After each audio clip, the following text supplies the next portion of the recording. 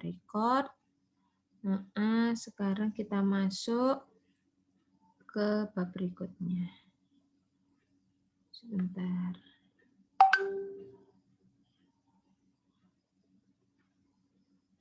Sebentar ya. Sip.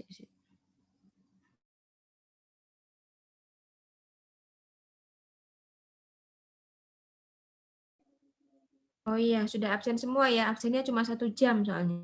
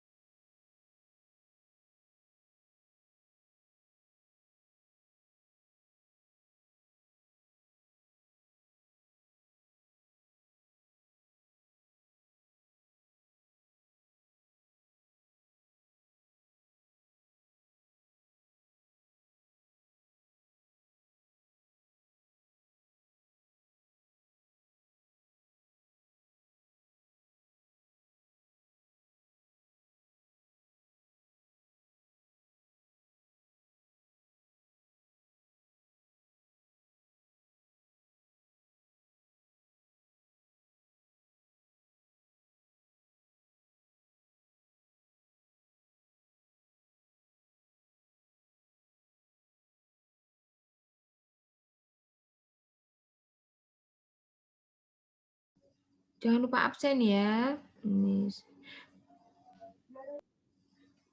sistem. Iya, Bu. Ya, ini. Sudah terlihat semua PowerPoint-nya? Sudah? Oh, masih belum. Sudah, Bu. Oke.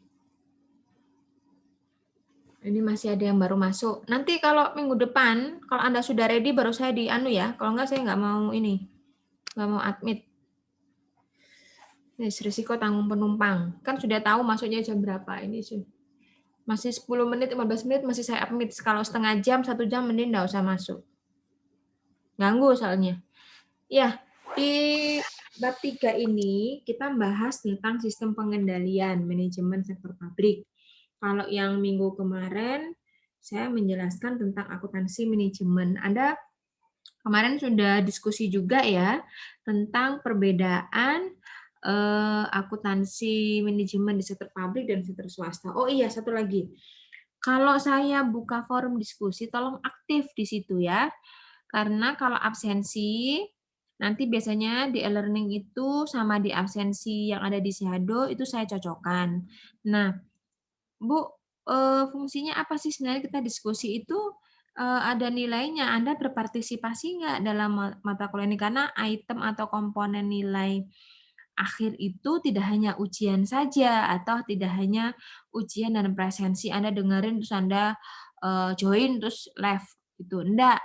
Semakin Anda sering memberikan argumen pada saat diskusi forum itu saya catat, saya kasih poin di situ. Jadi tolong nanti kalau misalkan saya buka diskusi forum seaktif-aktifnya di diskusi forum itu karena itu bagian dari nilai partisipatif keaktifan Anda ya.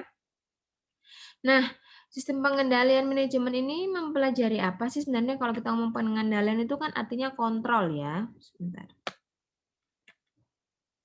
Oke.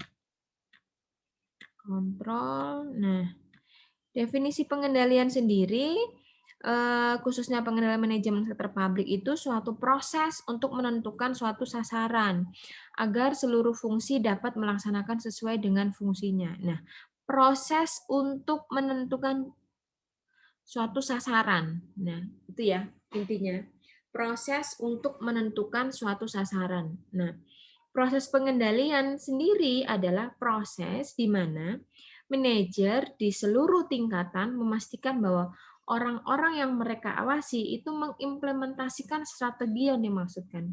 Ya, strateginya bagaimana sih kalau supaya program kerja ini jalan. Strateginya apa supaya kegiatan-kegiatan yang ada di sektor publik itu terlaksana, dapat diimplementasikan sesuai dengan visi dan misi, sesuai dengan fungsinya. Kemudian dari sini bisa dipahami ya, ini definisi secara sederhana. Kemudian aktivitas pengendalian manajemen. Nah, ini kalau dibikin dalam bentuk gambar atau pola itu seperti ini, ada perencanaan, ya ini aktivitas yang kuning itu aktivitas pengendalian. Jadi suatu program kerja, nggak usah ngomong program kerja, kegiatan saja ya, paling rendah. Misalkan kegiatan 17 Agustus, itu kan ada butuh perencanaan. Bu, bisa nggak suatu kegiatan tanpa perencanaan? Nggak bisa. Apalagi ini kita ngomongnya satu pemerintahan yang skupnya luas, karena kaitan dengan penggunaan anggaran nantinya. Kemudian ada perencanaan, terus ada koordinasi. Bisakah berjalan sendiri? Tidak bisa. Perlu ada koordinasi dengan bagian-bagian yang nanti mendukung kegiatan itu berjalan dengan lancar. Nah, setelah ada koordinasi, ada namanya komunikasi. Kemudian setelah komunikasi, pengambilan keputusan. Kemudian ada motivasi. Kemudian ada pengendalian. Pengendalian ini tadi. Pengendalian ini proses apakah perencanaan itu sudah sesuai atau belum. Dapat diimplementasikan dengan strategi yang digunakan. Dan terakhir ada namanya penilaian kinerja. Nah, ini adalah siklus dari aktivitas pengendalian manajemen. Dari sini ada pertanyaan? Monggo, sebelum saya lanjut. Halo. Ada pertanyaan? Bisa Belum saya ada. lanjut? Enggak, Bu. Oke. Belum ada. Saya lanjut ya. Iya, Bu. Nah, tipe pengendalian manajemen. Ada tipenya. Tipe itu jenis, ya. Ada 3. Ada preventif, ada operasional, dan ada kinerja. Preventif itu kalau bahasa sederhananya sehari-harinya kan tindakan preventif apa yang digunakan untuk supaya kita terhindar dari COVID misalkan. Apa ya, memakai masker, itu preventif. Preventif itu artinya pencegahan, ya. Kemudian menjaga jarak, cuci tangan, menghindari kerumunan. Itu contoh sederhananya. Di sini perumusan dan perencanaan strategik dalam bentuk program-program. Itu pengendalian preventif. Kalau operasional, pengawasan pelaksanaan program menggunakan anggaran yang digunakan untuk menghubungkan perencanaan dan pengendalian. Sudah ada perencanaannya. Operasionalnya itu kan otomatis menggunakan anggaran. Nah, anggaran yang digunakan ini fungsinya untuk menghubungkan antara perencanaan dan pengendalian. Dan yang terakhir, pengendalian kinerja adalah analisis evaluasi kinerja berdasarkan tolak ukur kinerja yang ditetapkan. Tolak ukurnya, misalkan pengendalian kinerjanya, evaluasinya bidang A, bidang B, itu dia tolak ukurnya keberhasilannya bagaimana kinerjanya. Misalkan Dinas Pendapatan Daerah. Tolak ukurnya apa? Kinerjanya meningkat. Oh, meningkatnya Dinas Pendapatan Daerah A. Tinggi untuk tahun ini. Gitu ya, itu contoh. Contoh sederhananya. Contoh lain sederhana saja. Tolak ukurnya kinerja Umsida meningkat itu di mana? Tolak ukurnya apa? Tolak ukurnya mahasiswa baru semakin tahun dari tahun ke tahun selalu meningkat secara keseluruhan, ya. Nanti kalau kita lihat tolak ukur keberhasilan di prodi akuntansi, apa tolak ukurnya? Oh, tolak ukurnya sudah bisa mencapai akreditasi A. Nah, itu salah satu kinerja yang dari sisi keberhasilannya, gitu kan ya, evaluasi kinerjanya. Nah, kemudian sekarang kita masuk ke struktur. Struktur pengendalian manajemen. Struktur organisasi manajemen didukung dengan struktur pusat pertanggungjawaban yang tujuannya ada, kok lemot ini internetnya. Satu, sebagai basis perencanaan. Jadi kalau Anda pegang buku, ya bukunya Mardiasmo itu sebenarnya sudah jelas dijelaskan semua di situ di bukunya itu ya. Kalau nggak pegang buku ya tolak-tolak yang rungon aku ngomong tok ae. Jadi makanya meskipun kita online paling nggak Anda punya referensi lah gitu ya. Struktur pusat pertanggungjawaban itu tujuannya satu sebagai basis perencanaan. Kemudian pengendalian dan penilaian kinerja manajer dan unit organisasi yang dipimpinnya. Kemudian untuk memudahkan mencapai tujuan. Ketiga, memfasilitasi terbentuknya goal congruence. Apa ini goal congruence? Nah, goal congruence di sini tujuan organisasi dan tujuan individu itu sama, ya, selaras, sejalan. Artinya gini, kalau tujuan di sektor publik itu kemarin sudah saya jelaskan di perbedaan ya, karakteristik antara sektor publik dan sektor non profit atau sektor swasta. Kan tujuannya satu. Kalau di sektor publik dia untuk memberikan pelayanan sebaik-baiknya.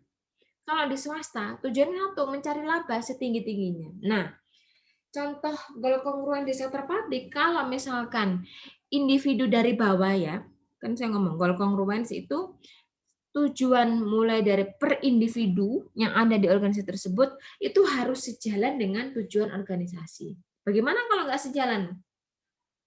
Nggak akan bisa terbentuk goal congruence. Jadi kalau tujuannya pelayanan itu mulai dari bawah sampai atas itu harus sama. Oh, di sektor publik atau pemerintahan itu tujuannya untuk pelayanan. Jadi mulai dari jabatan yang paling rendah ya itu harus berpegang teguh kita nih memberikan pelayanan kepada masyarakat. Tuh. Kemudian yang keempat, mendelegasikan tugas dan wewenang ke unit-unit yang memiliki kompetensi, sehingga mengurangi beban tugas manajer pusat. Kelima, mendorong kreativitas dan daya inovasi bawah. Ini sudah banyak ya. Kita lihat semakin ke sini sektor pemerintahan itu dia mencoba mengadopsi sistem-sistem kreativitas dan inovasi yang ada di sektor swasta itu coba dimasukkan di sektor pemerintahan. Memang pelan-pelan ya baru bisa diimplementasikan atau bisa terwujud. Tapi sektor pemerintahan semakin ke sini semakin baik. Contoh saja di pemerintah DKI Jakarta itu bagus sekali ya dia kreativitas inovasinya. Jadi kemarin saya prodi akuntansi ikut pameran di Bapedalitbang itu ada berbagai macam inovasi-inovasi dan kreativitas yang dilakukan oleh kabupaten yang ada di Jawa Timur. Ya, jadi misal bagaimana sih kabupaten itu atau kabupaten atau kota mewujudkan suatu inovasi, apalagi dengan adanya COVID ini. Ya, jadi inovasi-inovasi itu berkembang, akhirnya akan memajukan kabupaten itu sendiri. Sidoarjo bahkan untuk inovasi itu dia berada di posisi 29 seluruh Indonesia ya. Dari sekitar kurang lebih 300-an kabupaten dan kota. Bahkan nomor 1 itu ada di Situbondo inovasinya ya. Itu yang informasi yang kami dapat ketika prodi ikut pameran Bapedalitbang untuk Innotek itu inovasi dan teknologi. Nah, kemudian yang keenam, tujuannya yang keenam sebagai alat untuk melaksanakan strategi organisasi secara efektif, efisien, dan sebagai alat pengendalian anggaran. Nah, ini yang penting, alat pengendalian anggaran. Kita tahu pemerintahan itu sering sekali terjadi pemborosan anggaran. Anda lihat, anggaran-anggaran dana sosial yang terjadi yang heboh ya, anggaran sosial untuk COVID saja dalam tanda kutip diselewengkan gitu kan ya. Padahal itu anggaran artinya untuk masyarakat untuk mengurangi beban yang ada ketika pada masa COVID ini, BLT, bantuan langsung. Tuh. Apa ini ya? Kemudian, kok gini ya? Nah, kemudian saya lanjut. Ini ada 4 jenis pusat pertanggungjawaban. Ini contohnya. 1 pendapatan, kemudian ada pusat biaya, ada pusat laba. Di situ ada contoh-contohnya. Pusat pendapatan seperti contoh yang pertama, pusat yang prestasi manajernya dinilai berdasarkan pendapatan yang dihasilkan. Contoh, Dinas Pendapatan Daerah. Kalau pusat biaya, pusat yang prestasi manajernya dinilai berdasarkan biaya yang dikeluarkan. Ada dinas sosial, pekerjaan umum. Kalau pusat laba, itu dinilai berdasarkan laba yang dihasilkan. Loh Bu, katanya ini kita ngomong sektor publik. Nah, kalau contoh di situ BUMN, BUMD itu boleh. Kenapa? Karena BUMN, BUMD itu kan melibatkan modal swasta di dalamnya. Jadi kalau ada swasta, boleh ada laba. Ya, BUMN, bandara ini kan BUMN, gitu ya. Kemudian pusat investasi. Pusat yang prestasi manajernya dinilai berdasarkan laba yang dihasilkan terkait dengan investasi yang ditanamkan pada pusat yang dipimpinnya. Contoh, Departemen Riset dan Pengembangan. Nah, dia menginvestasikan, dari investasinya itu mendapatkan laba enggak? Ini contoh atau 4 jenis pusat pertanggungjawaban, jenis dan contohnya. Dari sini bisa difahami atau saya lanjut? Bisa, Bu. Oke.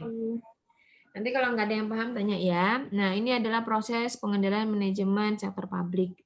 Kalau dibuat gambar ada saluran komunikasi formal, itu mulai dari perumusan sampai dengan evaluasi.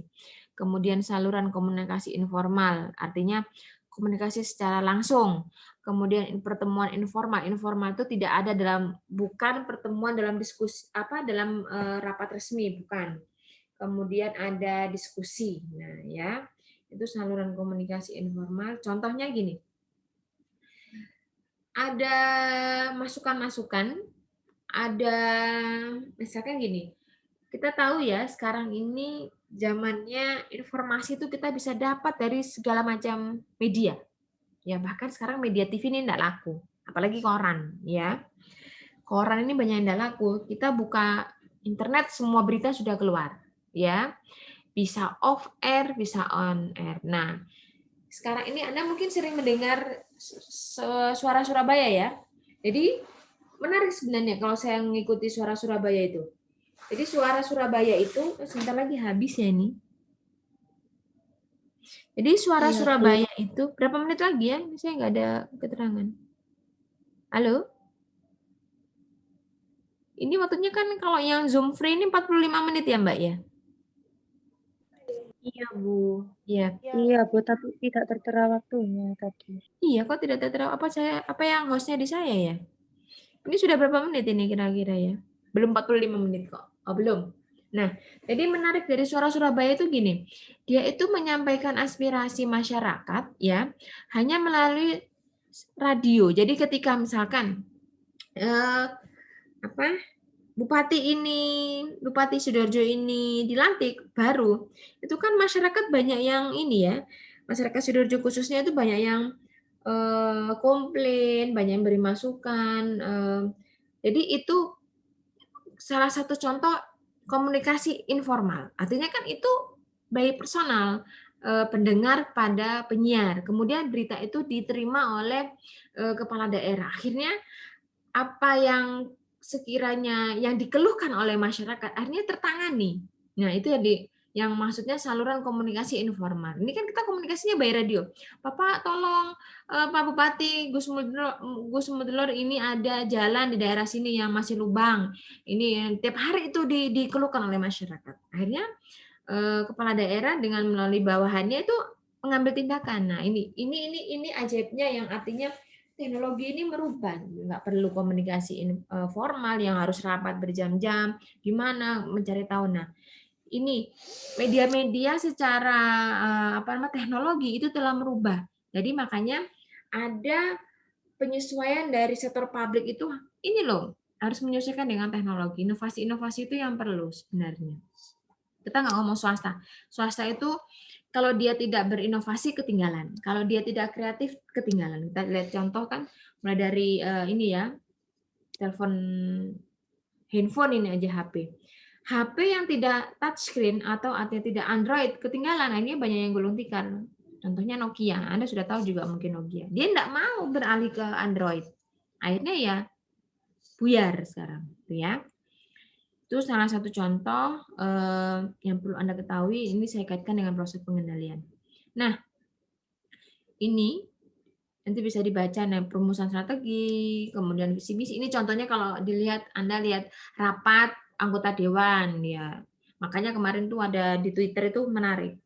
Untuk rapat menentukan kebijakan saja itu menghabiskan sekian miliar. Anda tahu berapa miliar? 700 sekian miliar untuk menentukan satu kebijakan.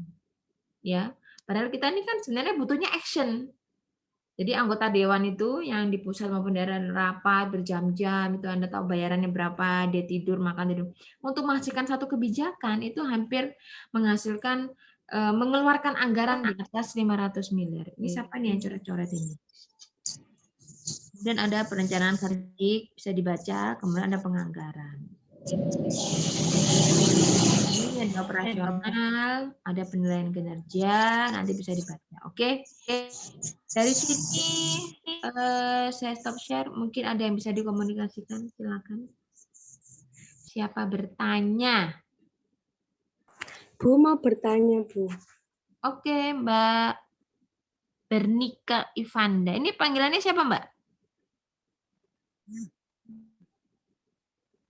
Bir. Bernika. Oh iya, saya kira bir. Silakan, Mbak. Kenapa setiap pertemuan misalnya rapat gitu harus dianggarkan kayak uang saku gitu. Memangnya itu wajib ya, Bu, selain uang makan gitu. Jadi kalau kita di Umsida gini, Mbak, kalau di Umsida ya, saya ngomongnya yang paling sederhana dulu ya. Karena kebijakan organisasi itu kan memang dia berbeda-beda ya. Jadi kalau nanti saya kaitkan dengan pemerintahan. Kalau kita di Umsida itu sebelum adanya pandemi, kalau ada rapat, ya, ada rapat misalkan rapat universitas, rapat dosen yang untuk membicarakan untuk persiapan semester baru, itu memang di pagu aturan kebijakan keuangan itu ada. Misalkan rapat dosen, per dosen dianggarkan untuk datang ya ketika dihadir per sekali kehadiran sekian untuk akomodasinya. Itu contoh. Nah, kalau di anggaran anggaran pemerintah itu diatur memang dalam PMK. Misalkan untuk hadir rapat akomodasinya dihitung per individu per sekali datang. Itu memang ada, Mbak.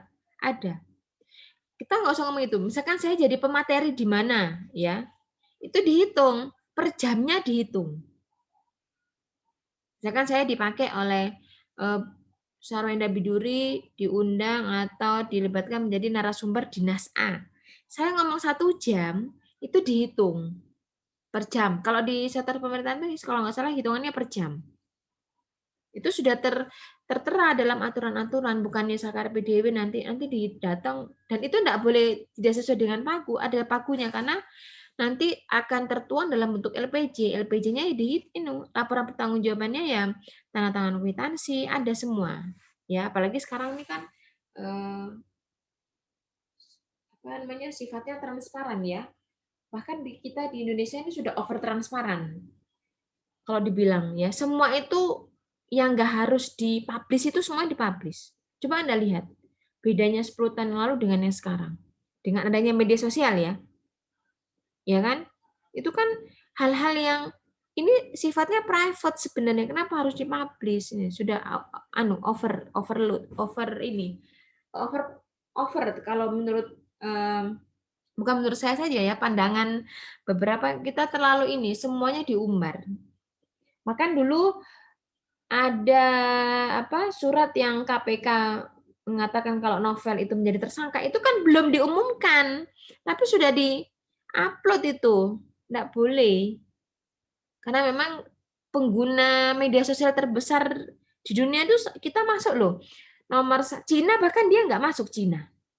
Anda tahu ya, Cina itu meskipun dia banyak aplikasi yang mereka ciptakan, ya, handphone dari sana, tapi untuk permainan YouTube, ya, anak-anak itu di-lock oleh pemerintah dan itu didukung. Di Indonesia kan ini enggak. Kita enggak, makanya dampaknya handphone ini, apalagi sekolah online, saya rasakan sendiri ya, untuk anak saya sendiri. Mainnya mau dilarang ya sekolah online, ya. Kok nek dilarang metu nang jopo, serba salah sebenarnya. Tapi kok di Cina, hebat Cina itu ya. Dia merusak generasi orang, tapi negara sendiri dia nggak mau rusak. Di-lock itu. Untuk YouTube itu anak sekian umur itu nggak bisa buka. Di Indonesia kan enggak bisa buka wis. Dia bisa pakai akun palsu, bisa main. Kemudian apalagi dampak-dampak dari informasi yang tersebar sudah terlalu over. Anda lihat komentar di Twitter itu. Makanya orang apa namanya? Orang Indonesia, netizen-netizen itu sangat ditakuti. Bikin masalah dengan orang Indonesia langsung di up down kan bisa. Ada saya lihat yang paling fenomena itu selebgram siapa itu yang menghina orang Indonesia itu. Yang terkenal tuh yang trending. Anda bisa lihat, saya kalau di Twitter sukanya lihat trending. Ada apa sih di Twitter ini trending? Oh, ini lagi trending nih. Kenapa kok jadi trending? Nah, itu ada beritanya tuh di bawah. Ya. Jadi memang sangat ditakuti netizen-netizen Indonesia itu. Karena ketika dia terus All England kemarin, ya Indonesia kan nggak boleh main karena gara-gara itu kan. Orang Indonesia kan langsung meng-up kan, speak up semua di Twitter. Akhirnya minta maaf. Sudah Yana itu hanya minta maaf. Terus orang Korea kemarin nih karena diserang semua. Followernya Dayana itu turun hampir 2 juta lebih itu. Habis dia nggak ada uangnya masuk. Ya, menarik kan sebenarnya fenomena-fenomena seperti ini. Besar ini ya. Jadi Anda tuh kalau lihat itu, oh ternyata seperti ini ya. Jadi kalau saya lihat main Instagram, Bu. Main Instagram. Saya lihat apa sih yang lagi trending, ternyata trendingnya kalau dikaitkan ada di Twitter semuanya. Lihat komentarnya orang itu ya, pedes-pedes semua netizen Indonesia ini. Ya, mungkin Pusar bagian dari netizen enggak? Enggak, saya cuma mengamati saja. Oke, ada pertanyaan gitu ya Mbak? Setiap organisasi itu pagunya beda. Di swasta pun seperti itu Mbak. Perusahaan besar dia pasti akan membuat namanya pagu untuk anggaran, itu ada. Sekali keluar itu berapa, akomodasinya berapa, perjalanan dinasnya berapa, itu ada itu. Dari sini ada lagi yang ditanyakan, silakan. Kita belum pernah ketemu ini ya secara fisik ya, virtual aja ya. Belum. Iya. Iya, Belum. belum, Bu. Belum pernah ketemu. Belum pernah. Ini semester 4 ya ini ya? Iya, Bu. Iya, Bu. Semester 4. Ada pertanyaan dari sini? Jangan lupa absen. Setengah jam lagi absennya tutup. Kalau sudah mungkin itu dulu penjelasan singkat dari saya. Ada yang tanya? Siapa yang tanya? Ada yang tanya? Bu, saya Oh ya, Mbak Dewi Novita. untuk pengendalian preventif itu apa sama dengan pembuatan visi dan misi ya, Bu?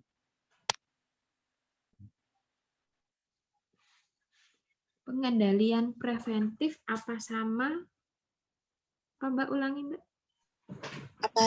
Apa sama dengan perumusan visi dan misi?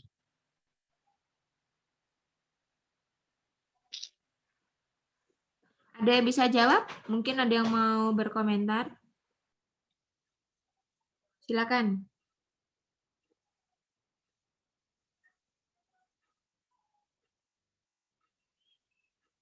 Siapa mau berargumen? Silakan.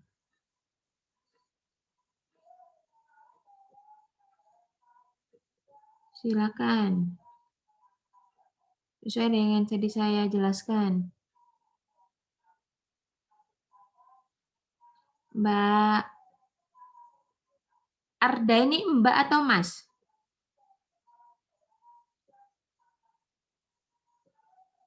Arda. Coba mungkin Mbak ya. Mungkin mau berkomentar. Silakan.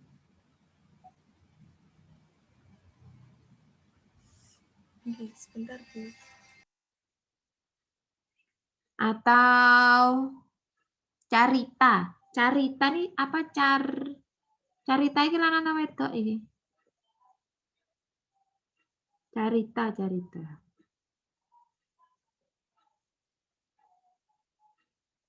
Carita ada Carita? Coba dibuka videonya, saya mau lihat.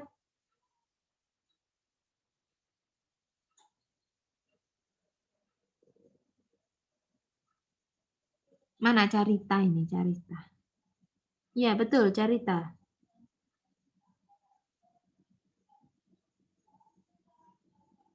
Halo, Mbak Carita. Nggak ada ya? Cuma on kan aja ya? Saya ngoceh nggak didengerin. Mbak Carita mana? Carita ini perempuan apa laki-laki? Perempuan, Bu. Endi areke?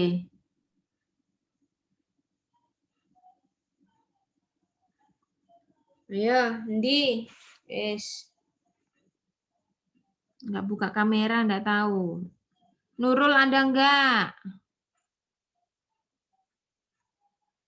Endi Carita iki? Mbak Carita nyimak kuliah saya nggak? Ya, jadi sesuai dengan pertanyaannya Mbak siapa tadi? Mbak Bir tadi. Dewi, Bu.